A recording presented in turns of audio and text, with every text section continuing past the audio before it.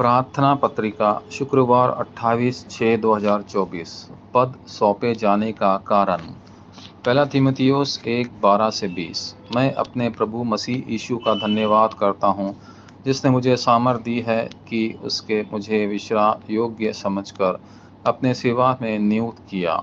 जबकि कलीसिया हजार बाजिटिन के युग में प्रवेश कर रही है, तो क्या कारण है कि परमेश्वर ने आपको अपना पद सौंपा है।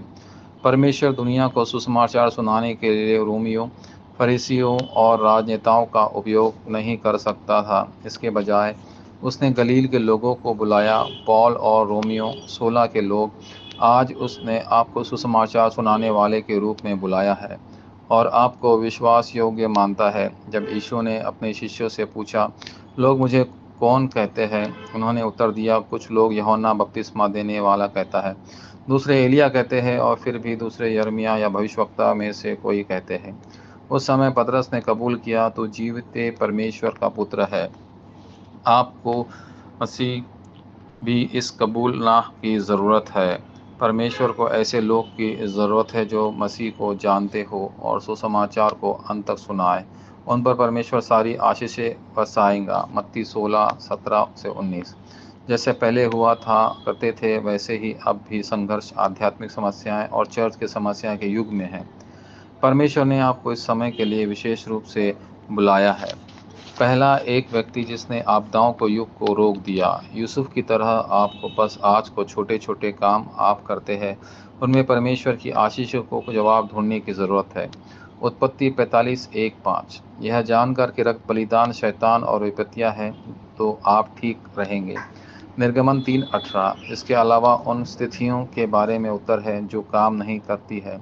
पहला शमूएल 1:9-11। नाज़िर का उत्तर। दाऊद का विश्वास और आना हमेशा एक जैसा था। इसके अलावा वाचा को स्प्रिंग करने वाले केवल 3 लोग ने विपत्तियां को रोका, ओबद्याह, एलिया और एलीशा। ये बेबीलोन के अवशेष और रोमियो 16 के लोग थे जिन्होंने वाचा को थामे रखा। दूसरा, एक टीम जिसने उत्पीड़ित के युग को रोका, क्योंकि पौल एक ऐसा पात्र था जिसे विशेष रूप से इसके लिए चुना गया था। प्रेरितों काम 19:15।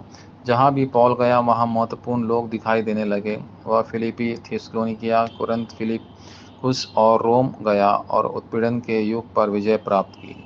तीसरा, 0% एक लोग जिन्होंने अगली पीढ़ी के युग के लिए तैयारी की। इन लोगों ने वाचा के महत्वपूर्ण मार्गदर्शन का पालन किया, जो थे कलवरी, यूहन्ना 19:30, जैतून का पहाड़, प्रेरितों काम 1:3, मरकुस का ऊपरी कमरा, प्रेरितों काम 2:1-47, अंताकिया, प्रेरितों काम 11:19, एशिया, प्रेरितों काम 13:1-4, मकिदुनिया, प्रेरितों काम 16:16-26 और रोम, प्रेरितों काम 19:21। अनंत उन्होंने समाचार प्रचार किया। उत्पीड़न या कठिनाइयों के बावजूद यदि आप प्राप्त करते हैं, लोग बाइबल के उत्तर प्राप्त करते हैं, तो वे दुनिया को बदल देंगे। एल्डर हजार बाजिटिन और 3 आंगन के लिए प्रार्थना 24 कर सकते हैं और रविवार और वरिष्ठ डिकोमिना फिलिड दरबागेंग के उठने के लिए प्रार्थना कर सकते हैं। ऐसा करने से उनके दिमाग और आत्मा में अंकित हो जाएंगे और सिंहासन का आशीर्वाद और सिंहासन की शक्ति के पास आने के अलावा कोई विकल्प नहीं होगा। वाचा प्रार्थना। प्रिय परमेश्वर, हजार बाजिटिन और 3 आंगन को सबसे अधिक अच्छा रखते हैं, उन्हें उठाया जाए। सचमुच शुक्रवार, शनिवार और रविवार और RUTC आंदोलन का युग हो सकता है। मैं प्रार्थना करता हूं कि विश्वासियों के माध्यम से अदृश्य क्षेत्र एंजेलवाद आंदोलन उठाएगा। आज और इस सप्ताह भी यह वह कीमती समय है जब मैं नई कृपा से सुसज्जित हूँ। यीशु मसीह के नाम पर मैं प्रार्थना करता हूँ, आमीन।